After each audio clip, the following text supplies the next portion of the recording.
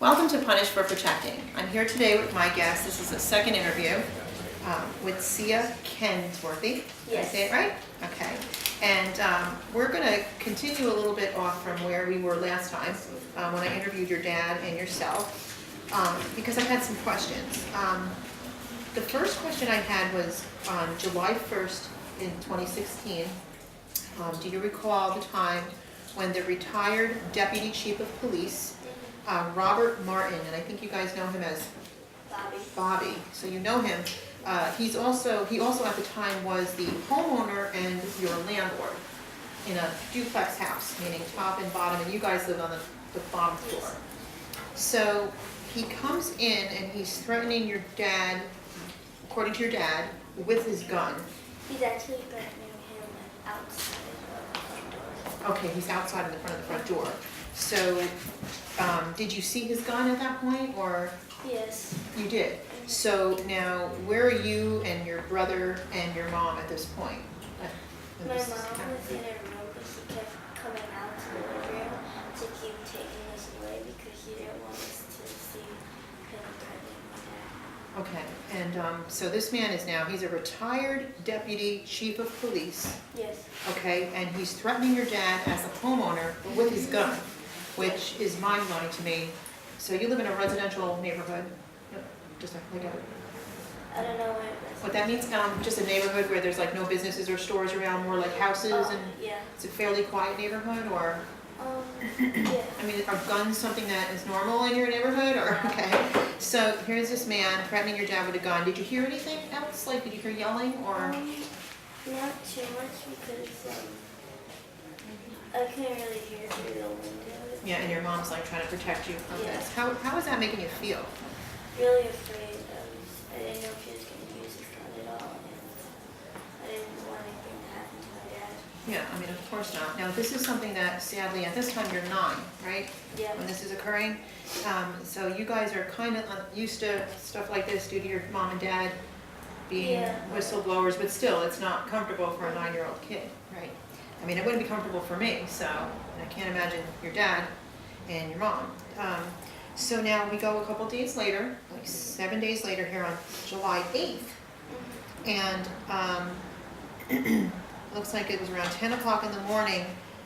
Were you awake? Do you remember this day with the banging? Or yes. You do? I was awake, You were awake. but the woman upstairs, she was the one that got me out of bed. Because she's banging now. Yeah. She's banging on your front door, or She's banging on the wall? on the front, the front door. Okay. And she's like on the phone with the cops. Okay, so she's banging, and you hear this when you were just like, what, sitting in your room or something, or? Yeah, I was sitting in my brother's room watching TV. Okay, so did you come out when you heard this banging, or? Yes. And what was her beef? What was her deal? Why was she slamming on her door, banging on your door like this? I don't know. Is she friendly with the retired Deputy Chief of Police, Bobby? Yeah. She's friendly with him? So she shows up at your house, she's banging at 10 o'clock in the morning, you're startled, Yeah. and where's your little brother at this point? My little brother is asleep. He's sleeping. Yeah. Excuse me, and then do you know why she's there? Or do you have any idea, or what she's doing? Because it says something about the police shows up now. Yes, like a few minutes later, the police shows up. Okay. And they think that my mom and dad were fighting, and me and my mom kept telling them, no, they weren't fighting. Okay, so your mom is where now at this point? When the police come, she goes out? Yes. And your dad comes out, or Yeah. they're all in the rooms, everybody's in their rooms, they come out, except your brother? Yeah, there's like a hallway, and we were like all in the hallway, Okay. and we kept telling them that nothing was going on. Nobody was fighting. Yeah, and then what happened? Did they leave because the whole family's saying nobody's fighting? Was there some No. yelling and screaming going on, and that she would call the police and bang on the door? No. No, nothing. I mean, you would have known, you were in the house, 10 Yeah. o'clock in the morning, it wasn't 6 a.m. No yelling, no screaming. No.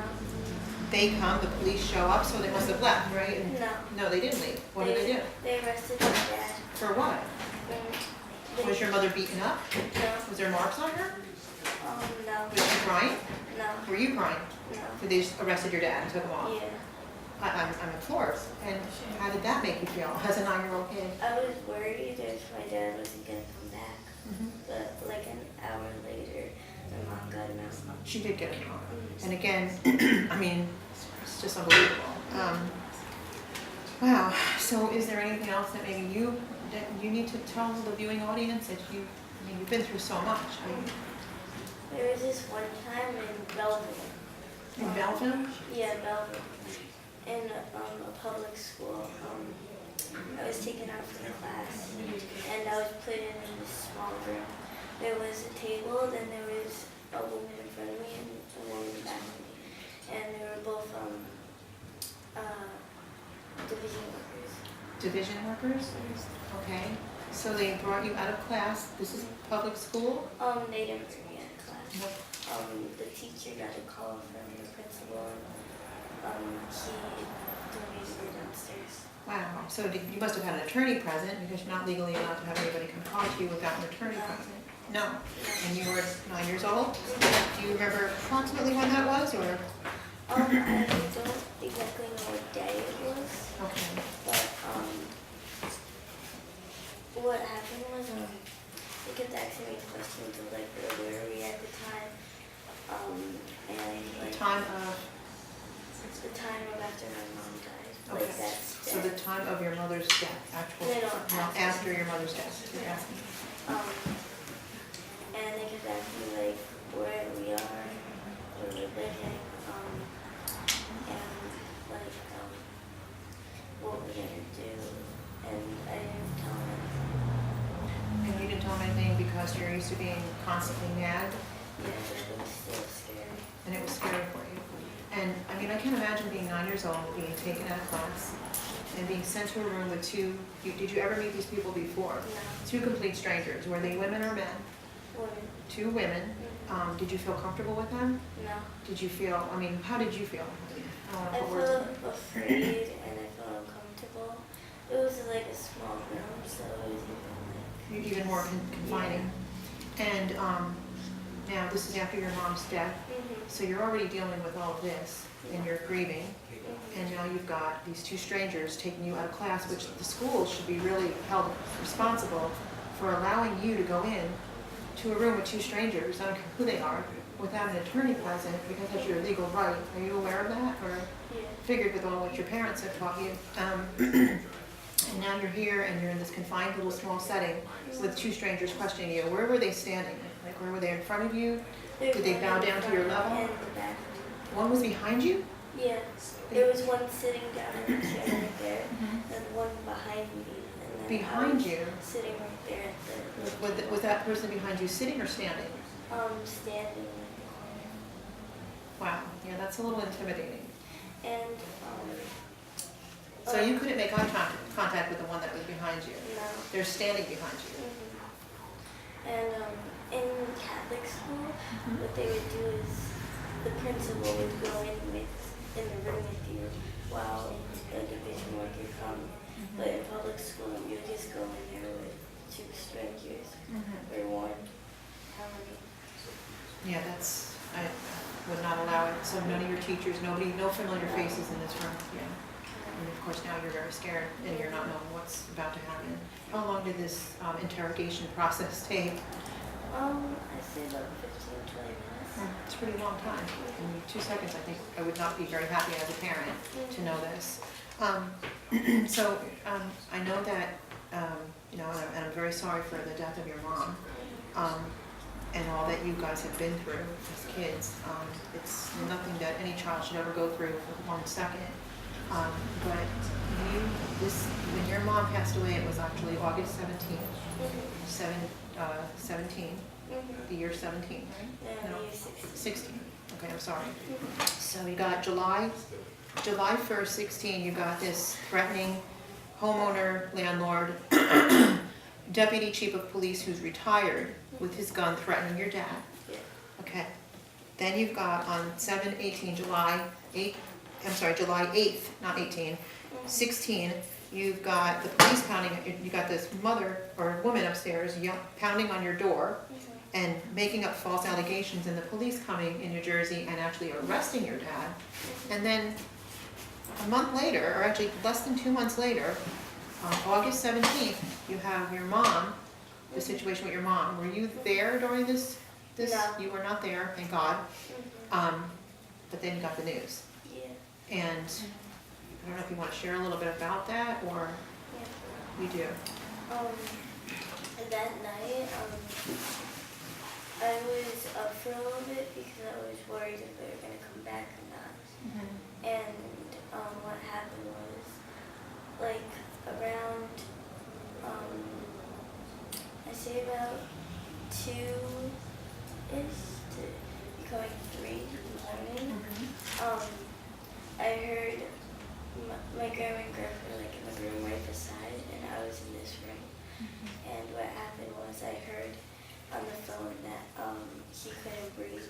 That who couldn't breathe? Your mom? My mom. Yeah, I didn't know if he was dead or not then. But I was awake till 6 a.m. because I was worried. And I slept for like 2 hours and I woke up at 8. And it was like about an hour later they came back. Yeah. And I kept asking him where mommy was, and well, after I saw he wasn't there, I kind of knew that he was dead. So your parents had you staying at your grandma's though? Yeah. This happened. And do you recall any threats against your mom, or I guess the way to ask this, because I requested to have you come back to do more of this interview, because there's so many parts to this interview. There's so much to this story, actually, is what I'm saying, that a lot of questions, I think in any thinking, logical mind, keep you sitting here thinking about wanting to ask you and ask more about what you've been through as a kid, what your little brother has been through, and then this death of your mom, with all these threats. Was there anything that, and I know your mom's life could have been saved and wasn't handled properly? I mean, I know you weren't actually technically there, but just from what you witnessed as a kid, as a child, and the way it made you feel with all the negligence and with all the threats, do you feel like anything could have been done to save your mom? Yes and no. I asked my dad that question once, and he said it was either him that was gonna die that night or her. There's a reason he says that though, because of the threats that your family have been put under for so long. So, okay, so I mean, talking about your mom though, since this whole process, you guys have had to move, correct, from this home? This actually happened in the same home with this landlord, right? Yes. Yeah, I mean, I very much think you answered that question. I think that's up to the discretion of the viewers. We'll kind of leave it at that. But where does this leave you as a child, like right now, with this whole process? Life feels different now because I think about my future and like what it's gonna be like without it. And like how my dad's gonna have to spend his life alone when I get married and I leave. And he's gonna be alone by himself. And I think he's not gonna have someone there to be there with him. What about you? What about how you feel? I feel like Without your mom? all the time I spend with her, I don't get to spend with her anymore.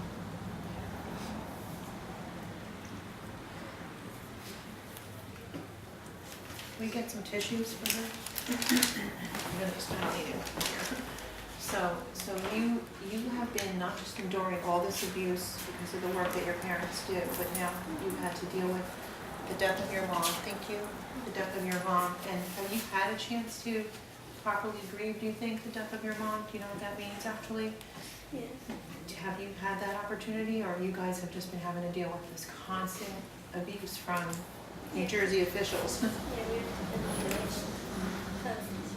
Yeah, and now you're only 10, right? Just want to make that clear. And Molly? Turning 11. When is your birthday? April 20th. April. Okay. So now I know we just passed Christmas, and I know that was very difficult for you too. And I have no words other than I try to get these stories out for people to understand that this is happening to real people, and that people who are supposed to be in positions of power and authority, that are public servants, you understand what that is, are not supposed to abuse families like this. So want to give you a hug though.